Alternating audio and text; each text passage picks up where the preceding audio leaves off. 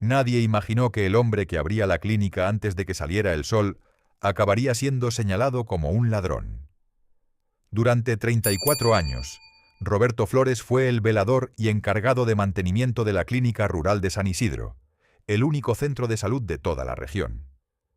Un hombre sencillo de manos agrietadas y espalda cansada que fregaba pasillos cuando el pueblo aún dormía y arreglaba averías que otros preferían ignorar. Cobraba poco, vivía con lo justo y jamás faltó un solo día al trabajo. No tenía despacho, no mandaba sobre nadie, pero conocía cada tubería, cada interruptor y cada rincón de aquel edificio como si fuera su propia casa. Mientras otros pasaban de largo, él se agachaba a recoger lo que estaba tirado, apretaba tornillos flojos y compraba materiales de su propio bolsillo cuando las reparaciones se quedaban meses esperando en alguna oficina. Su vida parecía invisible, casi silenciosa, hasta que una acusación cayó sobre él como una losa. Decían que había robado recursos de la clínica.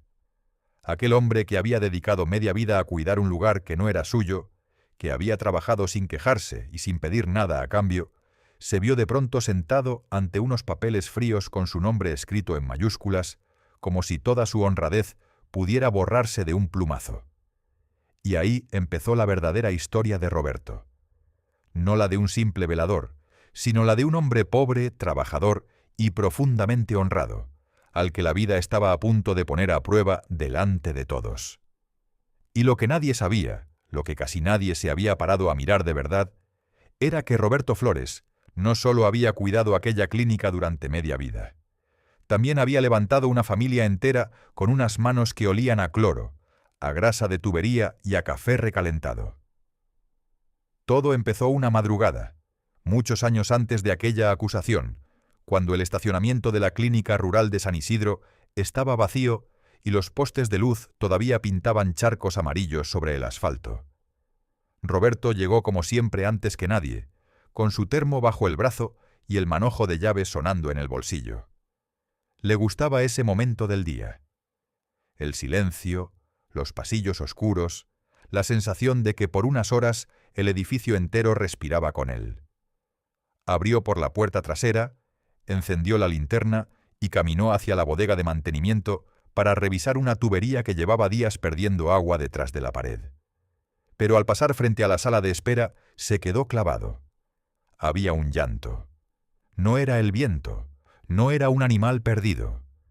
Era un bebé. Roberto avanzó despacio, con las botas resonando sobre el suelo de loseta, hasta que el haz de luz cayó sobre una caja de cartón abandonada en una esquina junto a las sillas plásticas. Dentro había una manta azul con dibujos amarillos y una recién nacida roja de tanto llorar, con los puños cerrados y la cara arrugada por el frío y el miedo. Junto a ella, prendida con un alfiler, había una nota escrita a mano. Solo unas palabras. Por favor, cuiden de ella, nada más. Ni un nombre, ni una explicación, ni una despedida. Roberto sintió que el aire le faltaba.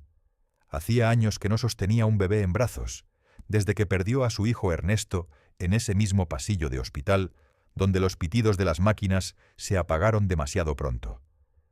Durante un segundo no supo qué hacer. Luego se arrodilló con las rodillas crujiendo contra el suelo y la tomó con un cuidado inmenso, como si aquella niña pudiera romperse solo con mirarla. Pesaba poquísimo. Su espalda cabía entera bajo la palma de su mano. Tranquila, pequeña, murmuró pegándola a su chaqueta de trabajo. Me llamo Roberto, soy el velador. Yo arreglo cosas. La niña no dejó de llorar de golpe, pero giró la cara hacia su pecho y aflojó un poco los puños. Y aquel gesto tan pequeño, tan indefenso, le atravesó el alma. Llamó a la enfermera de guardia.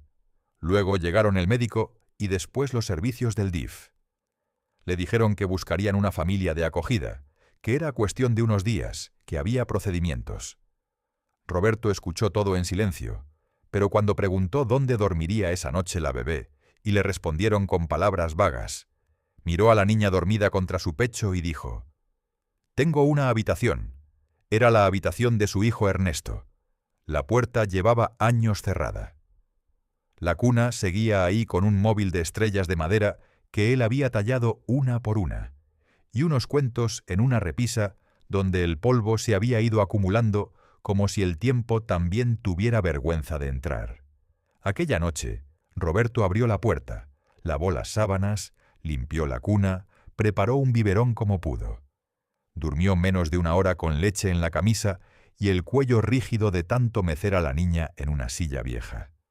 La llamó Sofía, y cuando los pocos días se convirtieron en semanas y las semanas en meses, Roberto entendió que aquella niña no había llegado a su vida para pasar de largo. La crió entre turnos de velador, pañales comprados con monedas contadas y noches en vela antes de volver a la clínica a fregar pasillos. A veces la llevaba envuelta en un rebozo y la dejaba dormir en el cuartito de mantenimiento mientras él revisaba instalaciones. Y si lloraba, la tomaba en brazos y seguía trabajando con una sola mano. Nadie le pidió que lo hiciera, nadie le prometió nada, él simplemente no la soltó. Años después, cuando Sofía ya corría por la casa con las zapatillas gastadas y una risa que no cabía en los cuartos chicos, llegó la segunda niña. Se llamaba Rosario. Su madre había muerto. Cuando las autoridades buscaron a alguien que se hiciera cargo, nadie apareció. Ningún familiar llamó. Ninguna puerta se abrió. Rosario era una niña callada, de ojos demasiado serios para su edad, con una mochila pequeña y una forma de mirar que parecía pedir perdón por ocupar espacio. Roberto la vio sentada en una silla de la clínica, con los pies colgando sin tocar el suelo, apretando entre los dedos la manga de su suéter. No preguntó demasiado, no hizo discursos, solo se acercó, se agachó para ponerse a su altura y le dijo: «En mi casa hay sopa caliente». Rosario no respondió. Apenas levantó la mirada. Pero esa tarde caminó junto a él hasta la casa vieja, y Sofía, al verla entrar, apartó unos juguetes de la alfombra como si supiera que había que hacer sitio. Roberto pidió la custodia. No tenía dinero, ni estudios importantes, ni una casa grande. Tenía un sueldo de velador, 3 sillas distintas alrededor de una mesa pequeña y una voluntad que no se doblaba. Y con eso, contra todo cansancio, volvió a empezar. Y cuando parecía imposible que en aquella vida cupiera una responsabilidad más, apareció Miriam.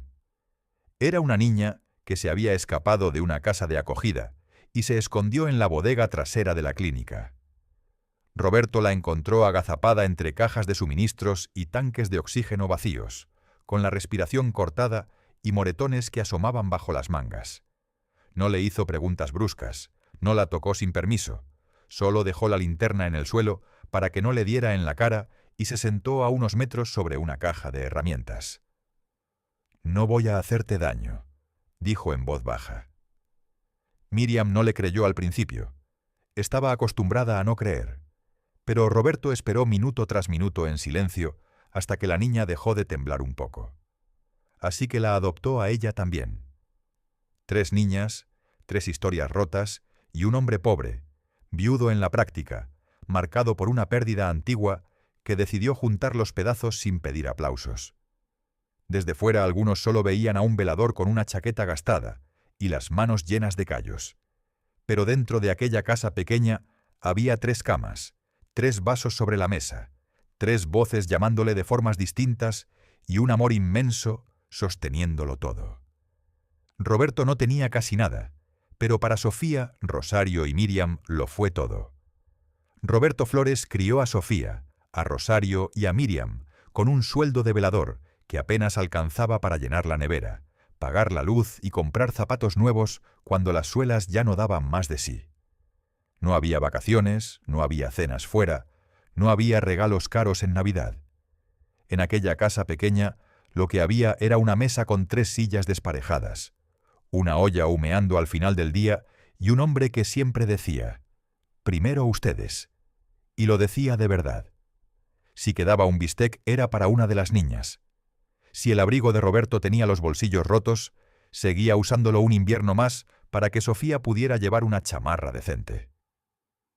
Si Rosario necesitaba útiles escolares, él hacía cuentas con un lápiz viejo en la cocina, tachaba algo de su lista y compraba los cuadernos. si Miriam se despertaba de madrugada con una pesadilla. Él no preguntaba cuánto le faltaba para sonar el despertador. Se levantaba, se sentaba a su lado, esperaba. A veces no decía nada. Solo dejaba una mano cerca sobre la cobija, porque Roberto había aprendido que algunas heridas no se curan empujando, sino permaneciendo. Día tras día, su vida se convirtió en una cadena de pequeñas renuncias que nadie veía. Llegaba a la clínica antes del amanecer, con los ojos hinchados de sueño y el termo de café agarrado como si fuera un salvavidas. Fregaba pasillos, vaciaba botes de basura, arreglaba enchufes, destapaba cañerías, cambiaba focos de consultorios, revisaba goteras del techo y cargaba tanques y cajas que otros dejaban a la mitad del camino. Revisaba el generador de emergencia antes de que llegara el primer médico, porque él sabía que en una clínica sin luz la gente podía morir. Y después, cuando terminaba su turno, no volvía a casa a descansar. Volvía a ser padre. Revisaba tareas en la mesa de la cocina, escuchaba lecturas en voz alta, preparaba tortas para el día siguiente y planchaba uniformes cuando las niñas ya dormían. A veces se quedaba mirando las mangas pequeñas de aquellas blusas extendidas sobre la tabla de planchar y sonreía, cansado. No porque fuera fácil, no lo era. Había facturas que le quitaban el sueño. Había meses en los que abría la cartera y solo encontraba unas monedas. Había noches en las que se sentaba en el borde de su cama, se pasaba las manos por la cara y se preguntaba cómo iba a llegar al viernes. Pero al día siguiente se levantaba. Siempre se levantaba. Nadie le obligaba, nadie le aplaudía, nadie le decía qué grande eres. Él simplemente lo hacía porque las niñas necesitaban desayunar, porque la clínica abría a las 6, porque una tubería rota no se arreglaba sola, porque una familia no se abandona cuando se complica. En la clínica algunos médicos y enfermeras le dejaban ropa usada en bolsas discretas, y Roberto la aceptaba con un gracias en voz baja, sin dramatizar, como quien sabe que el orgullo no llena armarios ni calienta camas. Pero jamás permitió que las niñas se sintieran menos que nadie. Sofía llevaba los zapatos limpios, aunque fueran de segunda mano. Rosario iba con el cabello bien peinado, aunque se hubieran acostado tarde. Miriam tenía siempre los libros forrados, aunque Roberto los hubiera cubierto con papel barato comprado en oferta. Él no podía darles lujo, pero les dio dignidad. Y eso, aunque muchos no lo entiendan, pesa más que el oro. Para Rosario, que había conocido el abandono, Roberto fue la prueba de que alguien podía quedarse. Para Miriam, que había aprendido a desconfiar de cualquier adulto, Roberto fue el primer hombre que no levantó la voz para imponerse. Para Sofía, aquella bebé encontrada en la sala de espera de la clínica, Roberto fue el principio de todo. La voz ronca que la calmó en un pasillo oscuro, las manos grandes que la sostuvieron cuando no tenía nombre, el padre que eligió quererla cuando nadie se lo había pedido. Y aún así, Roberto nunca hablaba de sacrificio. Detestaba esa palabra cuando se la aplicaban a él. Si alguna enfermera le decía que estaba haciendo demasiado, él respondía con una media sonrisa. Se hace lo que toca. Como si criar 3 niñas solo con un sueldo de velador y el cuerpo molido fuera simplemente cambiar un foco más. Pero no lo era. Cada día era una batalla silenciosa contra la pobreza, contra el cansancio, contra el miedo a no ser suficiente. Y la ganaba sin hacer ruido. La ganaba cuando ponía 3 platos antes que el suyo. La ganaba cuando se sentaba en juntas escolares, con su uniforme de trabajo oliendo a desinfectante, y escuchaba con atención cada palabra sobre las niñas. La ganaba cuando volvía a casa con las manos cortadas por el frío y aún tenía paciencia para decir: «A ver, enséñame ese problema de matemáticas». Con los años las 3 fueron creciendo. Ya no cabían en la misma habitación como antes. Empezaron a tener sueños grandes, de esos que parecían demasiado altos para una casa tan pequeña.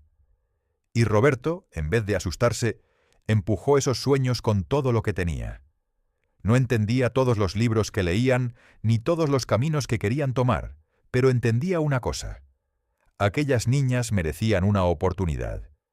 Así que siguió trabajando, siguió ahorrando centavo a centavo, Siguió arreglando cosas para otros, mientras en su propia casa muchas veces había algo pendiente. Nunca pidió favores para presumir, nunca exigió gratitud, nunca les recordó lo que había hecho por ellas como si fuera una deuda. Ese era el verdadero tamaño de Roberto Flores. No el de un hombre pobre que crió a 3 huérfanas, sino el de alguien que entregó su vida sin convertir su amor en una factura. Y por eso cuando años después alguien se atrevió a llamarlo ladrón, la acusación no solo manchaba su nombre. Intentaba borrar cada madrugada, cada plato servido, cada uniforme planchado, cada noche sin dormir, cada moneda estirada hasta el límite. La verdad de Roberto estaba viva. Tenía 3 nombres: Sofía, Rosario, Miriam. Entonces, cuando las niñas ya habían crecido y Roberto Flores empezaba a parecer más viejo de lo que decía su edad, llegó aquella carta que hizo temblar hasta las paredes de la cocina. Fue un martes cualquiera de esos en los que no pasa nada hasta que pasa todo. Roberto estaba sentado a la mesa con la luz del techo parpadeando sobre su cabeza y el olor del café del día anterior todavía flotando en el aire. Delante de él había varios folios extendidos, alineados como si fueran pruebas de un crimen. Los leyó una vez, luego otra, luego una tercera más despacio, como si las palabras pudieran cambiar si las miraba con suficiente paciencia. Pero no cambiaron. Allí estaba su nombre escrito en mayúsculas: Roberto Flores. Y debajo una acusación fría, seca, brutal. Apropiación indebida de recursos de la clínica. Roberto apoyó los dedos sobre el borde del papel y se quedó inmóvil. Durante unos segundos no oyó nada. Ni el zumbido de la nevera, ni el crujido viejo de la casa, ni el tráfico lejano al otro lado de la ventana. Solo aquellas palabras golpeándole por dentro. Su vida entera reducida a una sospecha. Bajó la mirada hacia sus manos. Eran manos grandes, agrietadas, con cicatrices en los nudillos y una línea oscura bajo una uña que nunca terminaba de desaparecer por mucho que se lavara. Aquellas manos habían destapado cañerías cuando nadie quería acercarse. Habían cambiado focos de quirófano a medianoche, subido a una escalera que se movía más de la cuenta para arreglar el techo. Habían cargado tanques, arreglado cerraduras de consultorios, limpiado lo que los pacientes dejaban atrás, barrido el patio de la clínica en días de lluvia y remendado goteras para que el agua no cayera sobre las camillas.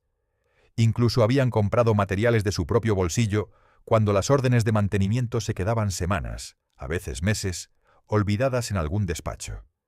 Y ahora esas mismas manos, las que habían sostenido a Sofía cuando no era más que una recién nacida abandonada en la sala de espera, las que habían servido sopa a Rosario y calmado el temblor de Miriam, estaban siendo acusadas de robar. Roberto tragó saliva, pero la garganta le raspó como papel de lija. Miró alrededor de la cocina. Las 3 sillas seguían ahí, desparejadas como siempre. Una de madera clara que había comprado de segunda mano cuando Sofía era pequeña. Una plegable con una pata un poco chueca que había traído cuando cambiaron el mobiliario de la sala de espera. Y un banco pintado de azul por Miriam una tarde de verano, cuando aún tenía pintura seca en las uñas y más ilusión que pulso. Cada silla contaba una historia, cada marca en la mesa también. Allí habían hecho tareas, allí habían soplado velas de cumpleaños con pasteles baratos. Allí se habían contado miedos, celebrado exámenes aprobados, llorado disgustos.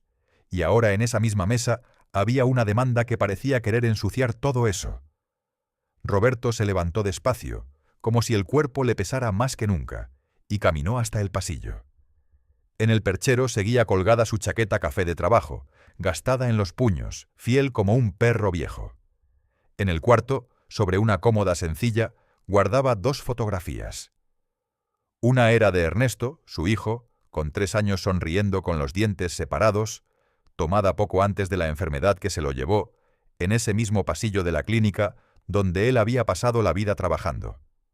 La otra era de las 3 niñas, pequeñas todavía, con uniformes planchados al amanecer por él mismo, porque no soportaba que salieran arrugadas. Roberto miró esas fotos desde la puerta sin entrar del todo, y por primera vez en mucho tiempo sintió un miedo hondo. No miedo a perder. Él ya había perdido demasiado en la vida. Lo que le daba miedo era que aquella acusación alcanzara a sus hijas, que alguien mirara a Sofía, Rosario y Miriam, y pensara que el hombre que las había criado era un ladrón. Volvió a la cocina y tomó el teléfono. Marcó el número de Sofía. Ella contestó rápido. Siempre contestaba rápido cuando veía su nombre. «Hola, hija», respondió él intentando sonar tranquilo, pero la tranquilidad no le salió. Ella lo notó al instante. «¿Qué pasa?» Roberto miró los papeles. «Me ha llegado una cosa de la clínica, unos documentos». Al otro lado hubo silencio. «¿Qué clase de documentos?» Él se pasó una mano por la frente.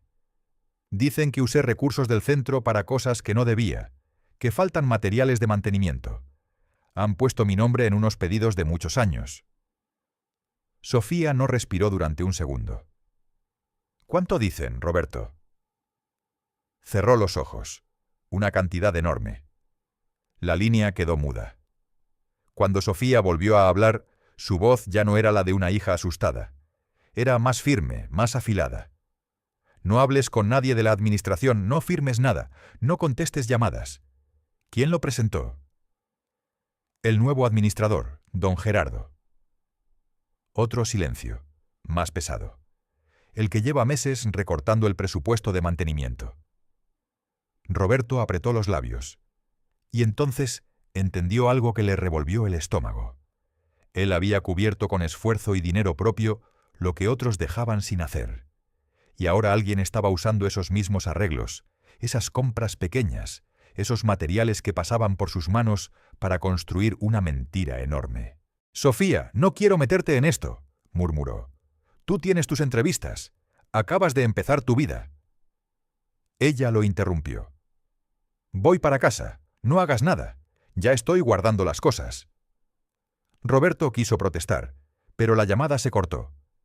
Se quedó con el teléfono en la mano, mirando otra vez la demanda.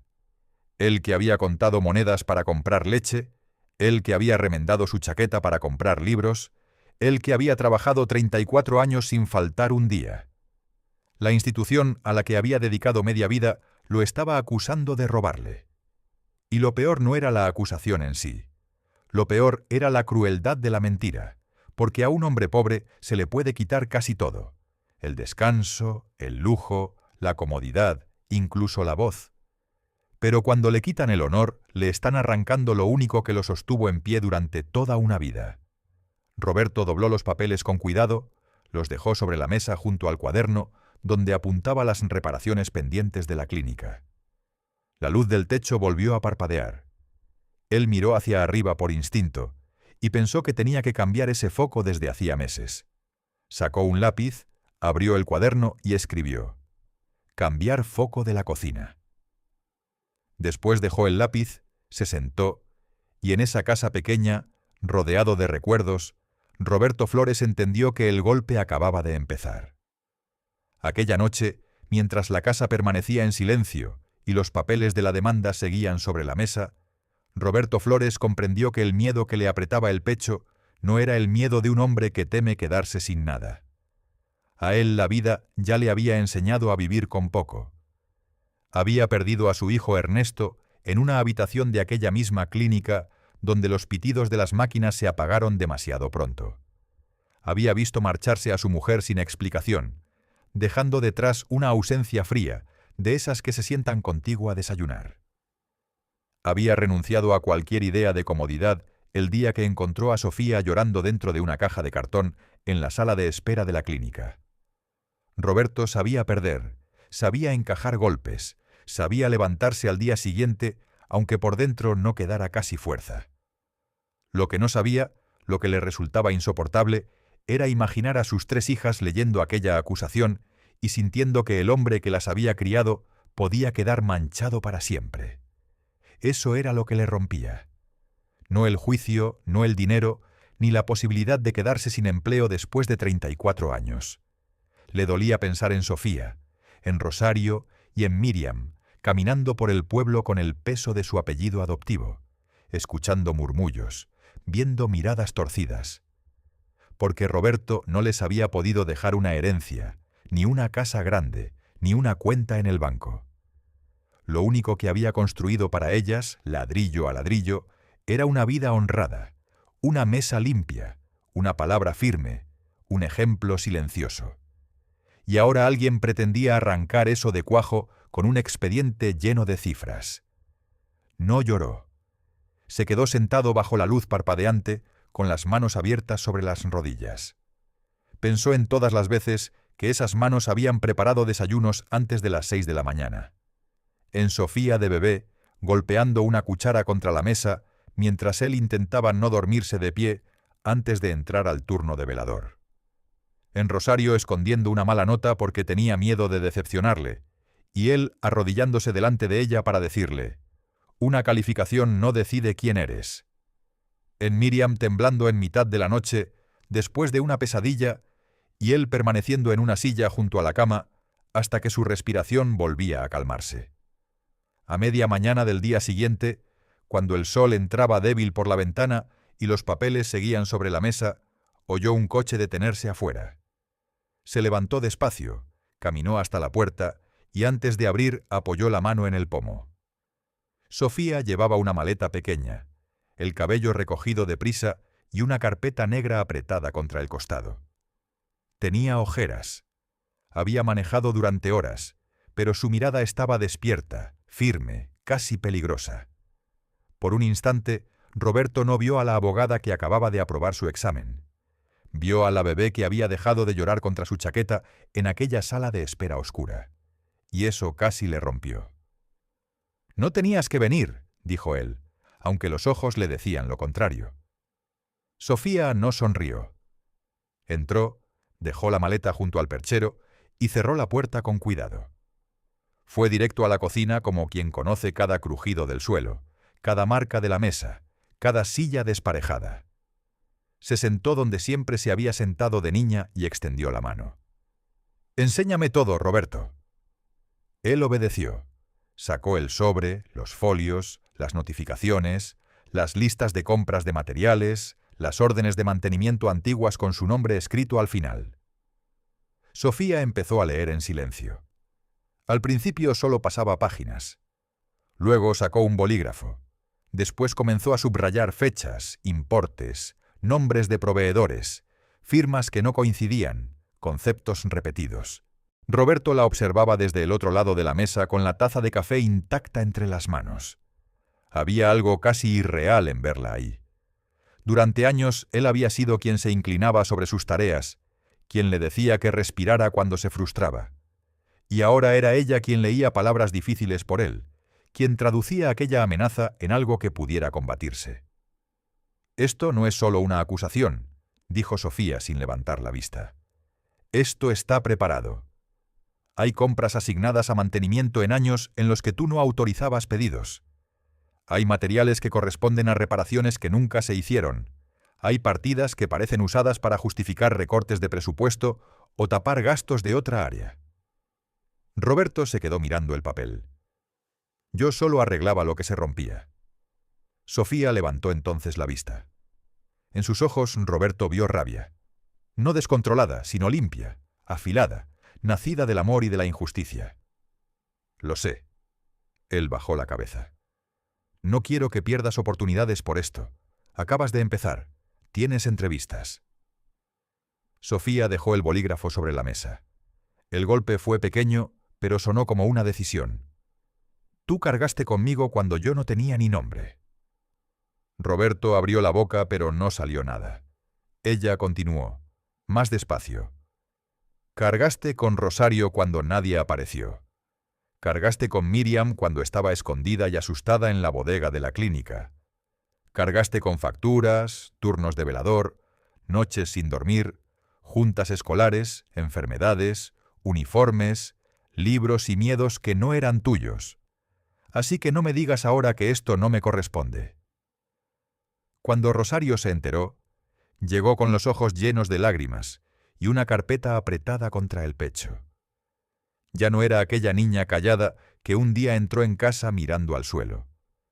Era una mujer hecha y derecha con la voz temblorosa pero firme. Abrazó a Roberto en mitad del pasillo y durante unos segundos no dijo nada, solo lo sostuvo, como él la había sostenido a ella tantas veces sin exigir explicaciones. Después dejó la carpeta sobre la mesa. He traído todo lo que guardaba. Dentro había fotos, cartas antiguas, certificados escolares, notas de maestros, recibos pequeños, todo aquello que demostraba lo que Roberto había sido durante todos esos años. Un padre presente, un trabajador incansable, un hombre que se quitaba de encima para dar a las niñas lo poco que tenía. Miriam llegó más tarde. Entró sin hacer ruido, como si todavía quedara en ella un eco de aquella niña que se escondía entre cajas en la bodega de la clínica. Pero ya no bajaba la mirada. Miró a Roberto, miró los papeles y apretó los labios con una rabia que le temblaba en la mandíbula. «No van a salirse con la suya», dijo nada más. Y Roberto, al oírla, sintió que algo se le aflojaba por dentro. Aquellas 3 niñas que una vez habían llegado rotas a su vida, estaban ahora de pie alrededor de su mesa, convertidas en mujeres capaces de enfrentarse al mundo por él. Durante los días siguientes, aquella cocina se transformó en una pequeña sala de trabajo. Sofía organizaba pruebas. Rosario revisaba documentos antiguos. Miriam buscaba entre cajas recibos, notas, fotografías y cualquier detalle que pudiera demostrar la verdad. Y aquella noche, mientras Sofía revisaba papeles, Rosario preparaba café y Miriam colocaba en una caja los viejos cuadernos de reparaciones de Roberto, él comprendió una verdad que nunca se había permitido aprender. También hay amor en dejarse cuidar. Miró a sus hijas y recordó cada una de sus llegadas. Sofía llorando en una caja de cartón en la sala de espera de la clínica, temblando contra su pecho. Rosario sentada en una silla con los pies sin tocar el suelo, esperando que otra puerta se cerrara. Miriam escondida en la bodega, mirando la linterna como si la luz también pudiera hacer daño. 3 niñas, 3 abandonos, 3 vidas que el mundo había dejado al borde del camino. Y él, sin tener casi nada, las había recogido. Ahora eran ellas quienes lo recogían a él. Nadie sabe cuándo un acto de bondad va a volver. Tal vez no vuelva en dinero, tal vez no vuelva en aplausos. Tal vez pase desapercibido durante años, como pasan desapercibidos los padres que madrugan, las madres que se quitan el pan de la boca, los veladores que cuidan en silencio, los trabajadores humildes que hacen más de lo que les corresponde. Pero el bien verdadero no desaparece. Se queda, echa raíces, crece en el corazón de quienes lo recibieron. Y un día, cuando la vida te pone contra la pared, puede regresar convertido en una mano que te defiende, en una voz que no tiembla, en alguien que dice delante de todos: ese hombre no está solo. Roberto nunca había criado a Sofía, a Rosario y a Miriam esperando que le devolvieran nada. Nunca les pasó factura por las noches sin dormir, ni por los zapatos que no se compró, ni por los inviernos con la misma chaqueta vieja, ni por las monedas contadas sobre la mesa. Las quiso porque sí, porque estaban ahí, porque necesitaban a alguien, porque su corazón, aunque estaba lleno de cicatrices, todavía sabía abrir una puerta. Y quizás por eso esta historia emociona tanto.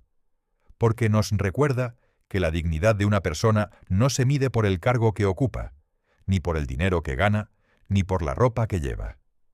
Se mide por lo que hace cuando nadie le está mirando.